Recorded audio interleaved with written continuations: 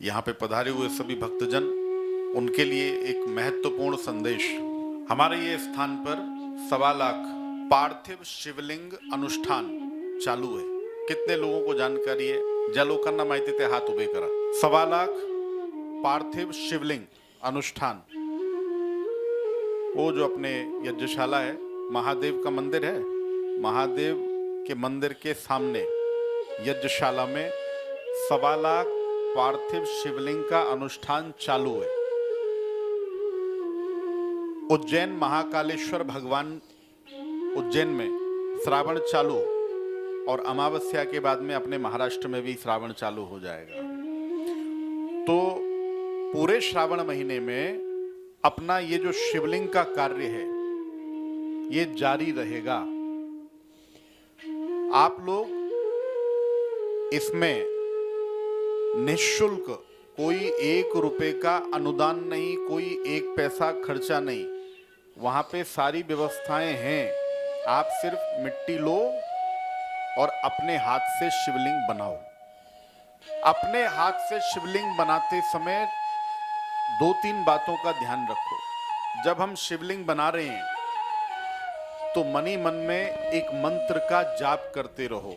मंत्र ओम नमः शिवाय, ओम नमः शिवाय। और हर व्यक्ति को एक सौभाग्य मिलना चाहिए कि कम से कम 108 शिवलिंग हर कोई बनाए। जब 1.25 लाख शिवलिंग हो जाएंगे ना, इतनी बड़ी पूजा रखी है, आप सब लोग वहां पर रहोगे, आपको बहुत आनंद आएगा। इतनी बड़ी पूजा। और 4 तारीख को सोमवार के दिन महादेव के भक्त, बॉलीवुड के एक बहुत बड़े फिल्म डायरेक्टर भी आ रहे हैं जो महादेव भगवान की बहुत भक्ति करते हैं, तो वो भी यहां बैठ करके शिवलिंग बनाएंगे।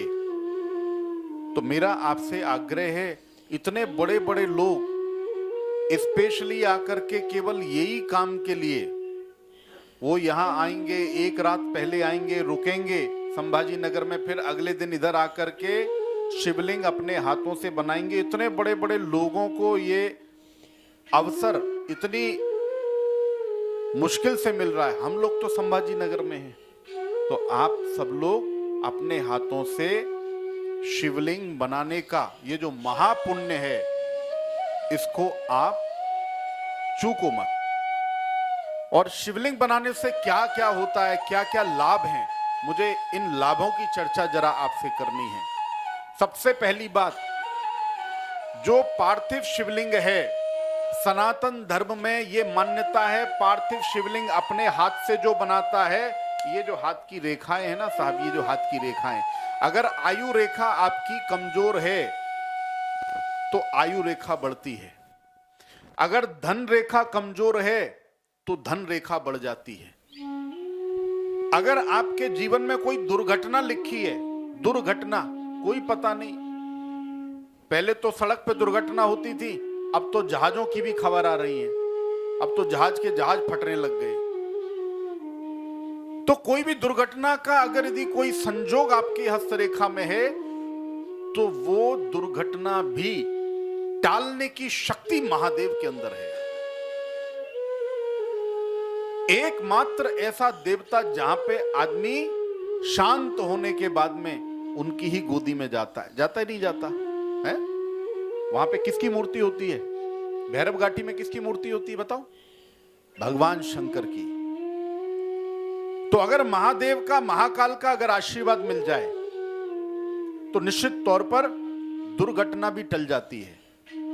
और तो छोड़ो, कितने लोगों के बारे में ऐसा सुना है कि जब से ये व्यक्ति हमारे जीवन में आया है तब से हमारी जिंदगी बदल गई। जैसे मान लो किसी का ब्याह हुआ, हाँ, और ब्याह होने के बाद में जैसे ही गृह लक्ष्मी घर में आई, भाग्य बदल गए। तो ये क्या है? ये अगर यदि आपके हाथ का ओरा, आपके हाथ का आभा चक्र, आपके हाथ की शक्ति जिसके ऊपर पड़ जाए, आप जिसको स्पर्श कर लो, उसका भी जीवन बदल जाता है। ये शक्ति है पार्थिव शिवलिंग बनाने में।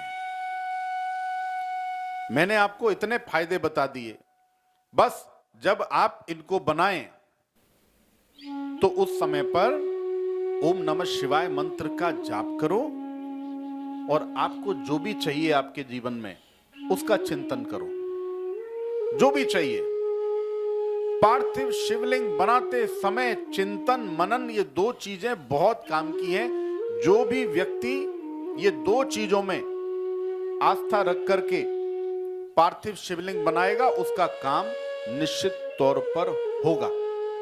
ये मैं नहीं, ये महादेव की शक्ति है, महाकाल भगवान की शक्ति है। पूरा श्रावण का महीना आप सब लोग अपना नियम बना लो कि वहां पर पार्थिव शिवलिंग अपने को बनाने हैं। 108 शिवलिंग बनाने का संकल्प हर कोई लो, और भी ज्यादा हो जाए तो बहुत अच्छी बात है, लेकिन 108 शिवलिंग हर कोई बनाओ। सारी व्यवस्थाएं हैं, सब कुछ वहां पे उपलब्ध है, आपको कुछ करने की जरूरत नहीं है। महामृत्युंजय मंत्र तुम्ही पार्थिव शिवलिंग जेव्हा तुम्ही बनवताय ना तेव्हा महामृत्युंजय मंत्र म्हणा।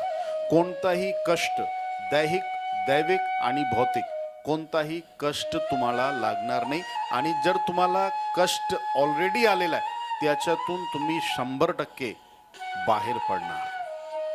पार्थिव शिवलिंग मध्ये एवढी मोठी शक्ति है, पुरुष हो स्त्री हो कोई भी रहने दो, सबको पार्थिव शिवलिंग बनाने हैं और जो भी उनका मनोरथ, जो भी उनकी मनोकामना उसके अंदर उसकी पूर्ति होगी। ये महादेव आपको आशीर्वाद देंगे। कई ग्रह लक्ष्मी परेशान रहती हैं कि उनके घर के अंदर दारू का सेवन होता है, शराब का, और उसके चलते घर में बहुत कलेश है।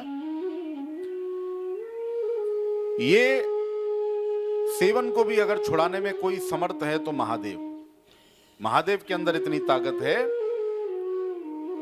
कि वो सेवन भी आपका छूट जाएगा। अब मुझे थोड़ी सी बातें श्रावण महीने के बारे में करनी है। आपको श्रावण महीने के लिए कुछ बातें बोलना चाहता हूं, बहुत ध्यानपूर्वक सुने। देखो, सबसे पहली बात, श्रावण महीने का अर्थ समझ लो। तो श्रावण महीने में श्रावण का समझ लो अर्थ क्या है। श्रावण का मतलब होता है श्रवण। श्रवण म्हणजे हाँ, जिस महीने में भगवान का, जैसे हम लोग पूजा करते हैं ना, तो कई लोग मुझे दुखी आदमी मिलते, मेरे को बोलते हैं हमारी तो भगवान सुनता ही नहीं है। तो जिनकी भगवान नहीं सुनता ना, ये श्रावण महीना होने के लिए है। श्रावण महीने में भगवान का श्रवण बढ़ जाता है, इसलिए इसका नाम क्या है, श्रावण। तो अगर यदि तुम्हारी परेशानी पे, तुम्हारे दुख पे कोई सुनवाई नहीं हो रही तो श्रावण के महीने में चूकना मत। श्रावण महीने में अपनी सुनवाई 100% होगी।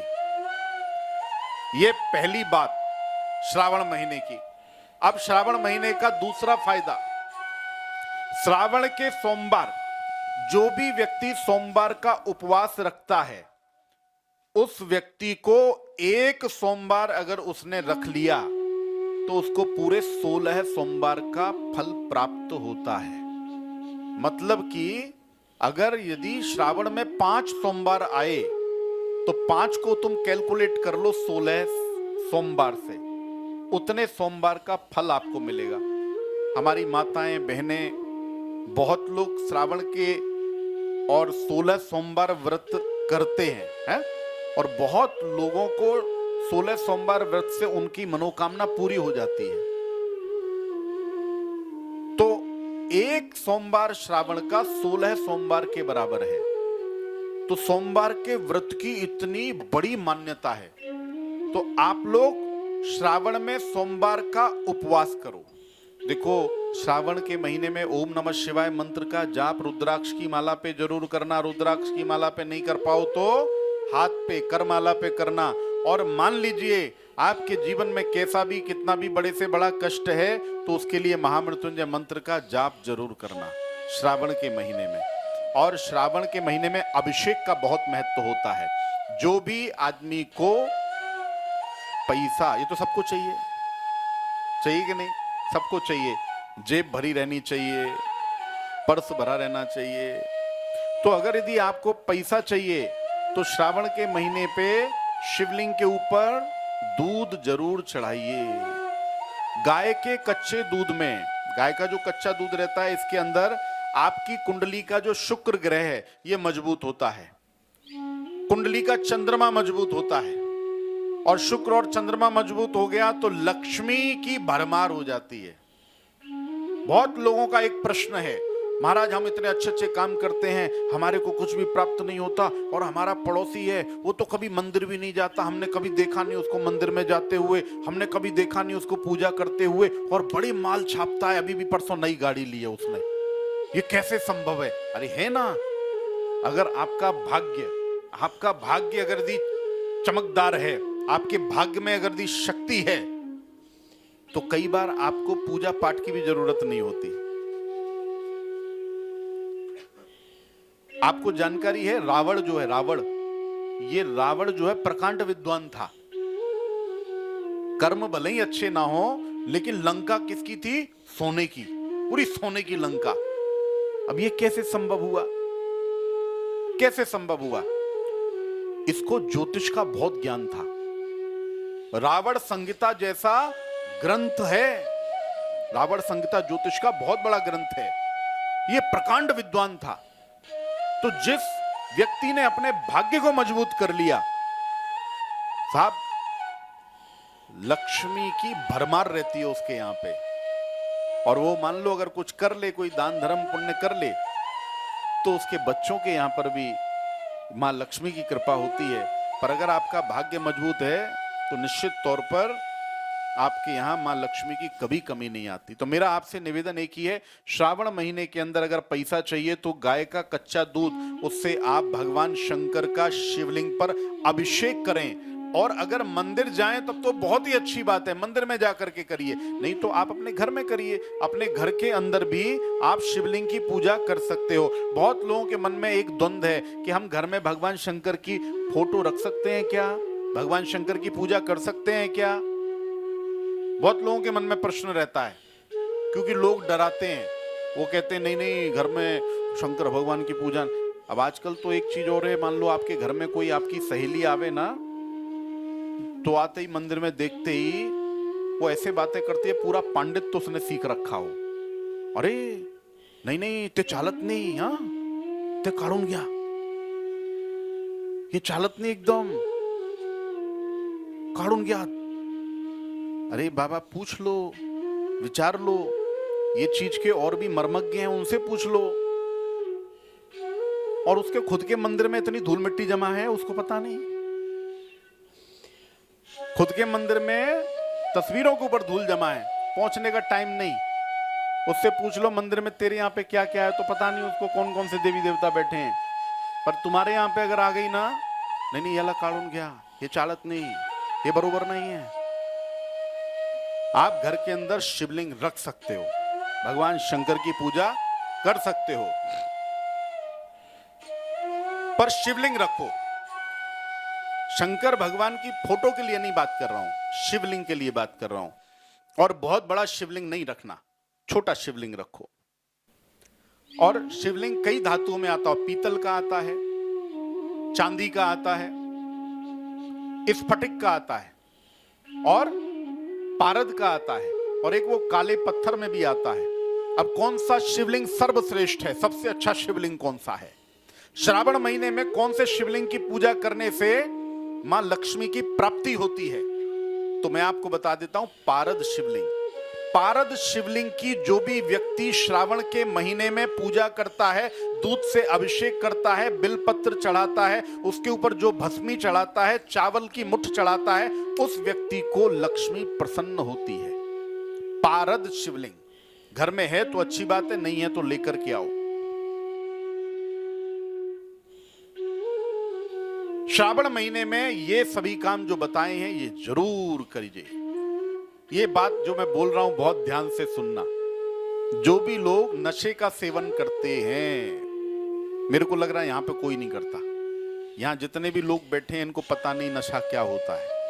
नशे का सेवन जो भी लोग करते हैं, श्रावण के महीने में उनको ये सेवन नहीं करना। श्रावण महीने में कोई भी तामसिक वस्तु बिल्कुल सेवन नहीं करनी है।